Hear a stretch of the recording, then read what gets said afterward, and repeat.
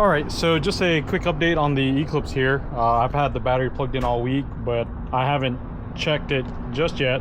The crank position or the cam position sensor made it in, so I'm going to go ahead and work on replacing that right quick. All right, so here's the part number for it. It's going to be this sensor right here, and this is what I was talking about. This is just a cam only sensor, whereas the 1G cars, it was integrated. It's secured by a single 10mm bolt. It's going to be kind of probably a little bit of an issue because the AN line's here, but I don't really foresee it being a huge problem. All right, so we got the sensor swapped out. We're going to see the battery's been hooked up over the weekend, so it's been hooked up for 5 days now. Let's see if it still starts. Sounds like it's going to start. Perfect. All right, so it seems like the battery drain is fixed. We'll let it run and just see how it reacts with the, hopefully it doesn't stall. Here we are the next morning. So we're gonna come out here and we're gonna just start the Eclipse and let it run and idle for a couple hours, and then we'll take it on our test drive. So basically what was going on with this car was that it would run for a bit and then it would die, and when it died it would come back on, or it would not come back on rather. So that's what we're gonna do now, is we're just gonna let it run, and then after let it run for a few hours, then after that I'll see if we can drive this thing up and down the street without it stalling and dying. If all that is good, then it's ready for the dyno. All right, so a little bit of bad news here. The Eclipse started to overheat pretty badly.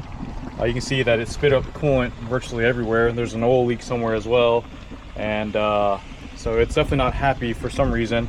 So I guess unfortunately there's going to be a little bit more maintenance involved here.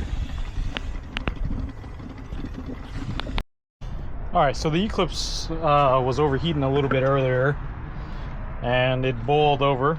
So now I've added just some regular old water to it for now, and we're gonna see what's going on here. So just to give you guys an idea, I went through basically almost a gallon of water here, and I'm pretty sure we got a bad water pump, because if you guys see that spot right there, I don't know if you guys can see that spot or not. Let's see here.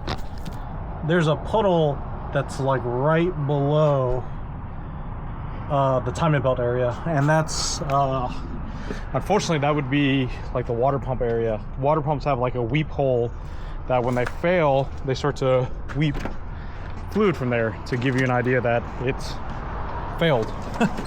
So I'm gonna go ahead and start this up. Hopefully we don't get anything crazy out of the... Okay, so the good news is that it started right up, and usually when you have like a blown head gasket, it'll throw a bunch of fluid out, and you usually can see it spinning in here. So right now we're good. I'm gonna let it run for a little bit longer, and then we're gonna keep an eye on it and see what's going on. All right, so I'm pretty sure that we've got definitely obviously some cooling issues here.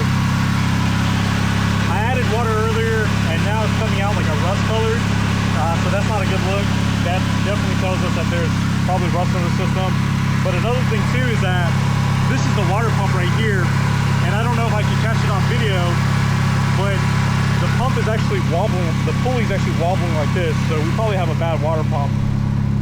Which would also explain the leakage on the ground over here, which, like I said, is right by the water pump area.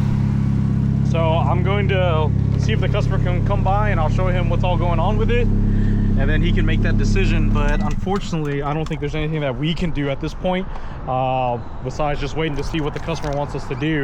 Unfortunately, it's going to be like the 1J G35, where we're going to have to run some evapor rust through it to get it all cleaned out, because that looks really disgusting. All right, so it's been a minute since we had a chance to get back to the second gen Eclipse here, but we're going to do a host of upgrades. Where we stopped off last was the cooling system had a ton of rust in it, so we're going to go ahead and start changing a bunch of that stuff here. And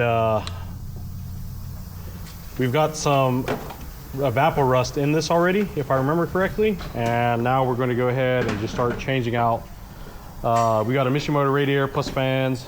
We're doing BC cams, time belt, water pump, all that jazz. And he's also opting to swap out the turbo. All right, so we got the BC cams in. We're waiting on a couple seals to get everything in here. So we just went ahead and cut the belt so we can get the cams in. As you can see, we've got the header off, but on this car, we actually had, this hull was completely broken. And we had just kind of repaired it by putting a different larger stud in it. So now we've got to modify the header manifold to do the exact same thing. So we're going to drill out the turbo manifold just to clear out this bolt, and then get that all situated there. All right, so we just cut the belt. We got the BC cams in. We're waiting on a couple seals to show up, cam seals and all that, before we can really move forward. So we started pulling off the manifold, and you guys may or may not recall, but this bolt hole here, we actually had to oversize this when the car first came in. So we've actually pulled all this stuff out, and because we had to go to a larger stud, we've got to drill out the turbo manifold, the CX manifold, to accept the new larger stud. All right, so on the Eclipse, we were doing the timing belt on it, and there's an issue with this gear. This gear actually has a brake in the back of it. So so now it's on the key, and you can see that there's a lot of play into it. So if you look into here, you'll see that there's a wedge on it. We do have a spare one from one of our other cars, for one of our older motors that we've got, that's the exact same. So this one came off of a 4G64 that we have, that obviously it's a little bit harder to get on, but it's not gonna have any play in it. So on the crank gear, just to kind of reiterate if I didn't already record this, but it actually has like a bit of slop in it. So these keyways should be completely straight, but you can see that the backside of it was walled out. So fortunately enough, this crank gear is the same from like 99 all the way up to whatever the last year the EVO 9 is. So even though the motors went 180 on the later models, this gear is actually the same. So we were able to get this, and fortunately enough, it wasn't expensive. It was like 65 bucks or something for a new one. So we got that replaced, and we've got all the timing belt stuff done. New timing belt, cam seal, crank seals, all that is fresh now. Okay, so now at this point, we're waiting on a few items for the rest of the turbo install. So now we're just waiting on the manifold. Jeremiah is modifying it. The CX Racing manifold comes with like a 2-bolt wastegate flange, but he already had a Turbo Smart V-banded wastegate. So Jeremiah is modifying that flange, hopefully as we speak. And we're also adding all new fresh oil drain line and oil feed fittings and whatnot. So we've got our coolant fittings in as well too, and I'll grab those in a second so you guys can see. But we've got fresh new coolant lines. And I think the oil feed line though is going to stay the same. It's like the right length and everything, so no point on changing that. And he's gone to a Pulsar turbo, which has the built-in oil restrictor fitting already. So these are the coolant lines here from Kinugawa. If you've ever dealt with the coolant lines on any turbo car, they're always a pain in the ass to deal with. So what ends up happening is most people, ourselves included, will run a barb fitting off of them and some regular coolant hoses, but over time they start to melt. So this is like the only solution that I've basically found that works out well. What makes it difficult is coolant lines on turbo cars are generally 6 AM. So from Kinugawa, they make this kit here, and it, as you can see, just basically screws on with 2 90 elbows, and then the other ends convert 6 AM to barb fittings. So it's a pretty cut and dry kit, nothing really special about it. But the problem is that this may not even work only because of the fitment of these lines to the turbo. So unfortunately, until we get the turbo actually back with the manifold, we'll have to screw these hoses on, and then fingers crossed that it'll actually work.